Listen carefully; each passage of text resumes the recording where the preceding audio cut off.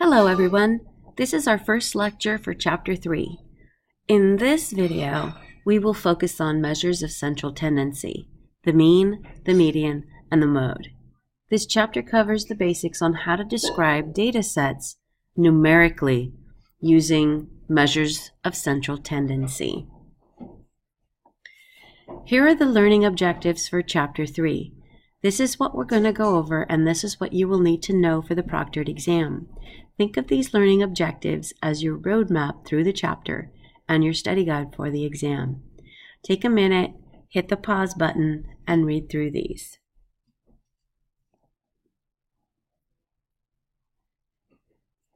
So far, we've discussed that the purpose of descriptive statistics is to make data understandable. We've looked at some ways of getting that understanding graphically. It's always a good idea to get a feel or a visual for the shape, spread, and center of our data by looking at graphs. Next, we will learn how to describe data values or scores numerically.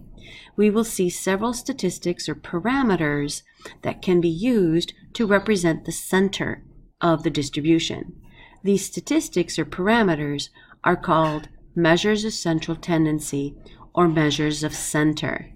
These are numerical values that refer to the center of the distribution, or what we call the typical value in the data set or distribution.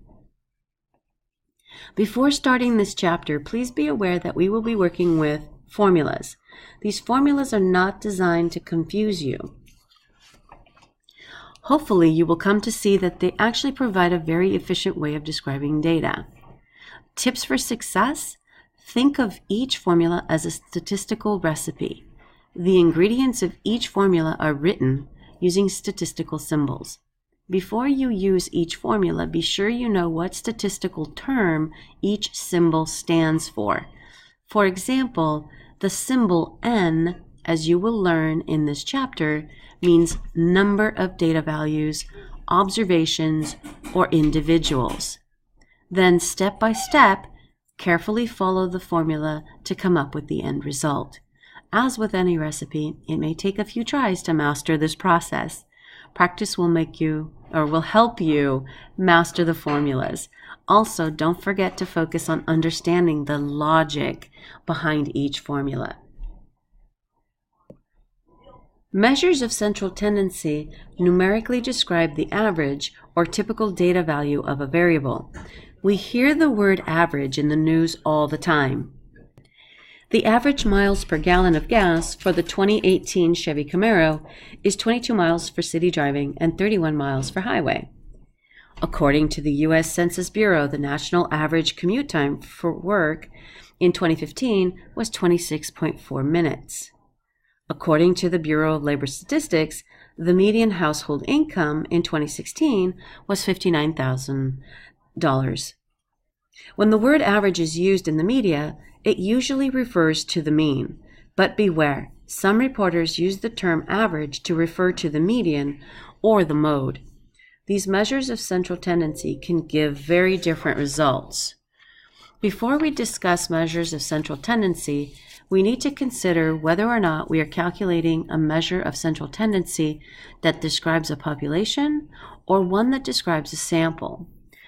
For example, if we calculate the average quiz score for all students in a statistics class, our population, the average, is a parameter. If we calculate the average based on a simple random sample of 5 students, the average is a statistic. When used in everyday language, the word average often stands for the arithmetic mean. To calculate the mean of a set of data, the data must be quantitative. The mean of a variable is the sum of all the scores of a variable divided by the number of scores for that variable. The rule for figuring the mean is to add up all the data values or observations and divide how many there are, or the number of observations. The population mean, mu, is calculated using all the individuals in a population. The population mean mu is a parameter. Remember, in statistics, Greek letters are used to represent parameters. The formula for population mean is mu equal to sigma x divided by nu. The capital Greek letter sigma is the symbol for sum of or summation. It means add up all the numbers for whatever follows. X stands for the scores of the variable x. This tells you to add up all the scores or observations for variable x.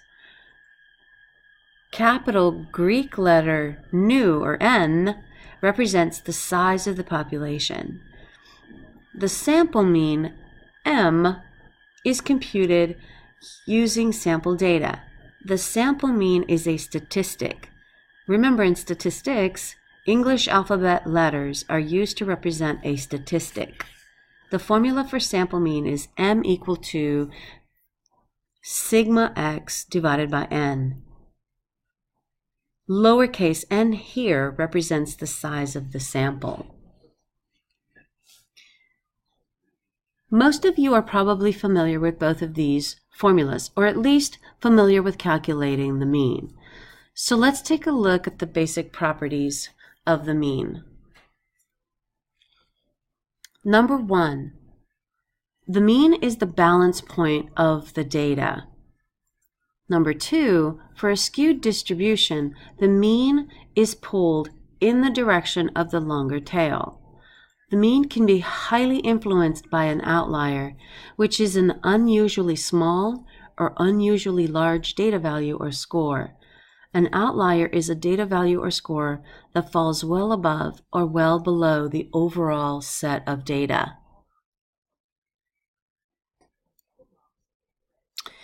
These are the characteristics of the mean based on the fact that every score in the distribution contributes to the value of the mean. Number 1, changing a score. Changing any score will change the sum of the scores, or sigma x, and so will always change the mean. Number 2, adding a new score or removing a score will change both sigma x and n, and you will need to compute a new mean. Number 3, adding or subtracting a constant from each score will change the mean by that same constant. If a constant is added or subtracted to every score, then the same constant is added or subtracted to the mean. Number 4, multiplying or dividing each score by a constant will change the mean by that same constant. If a constant is multiplied or divided, then the mean is multiplied or divided by the same constant.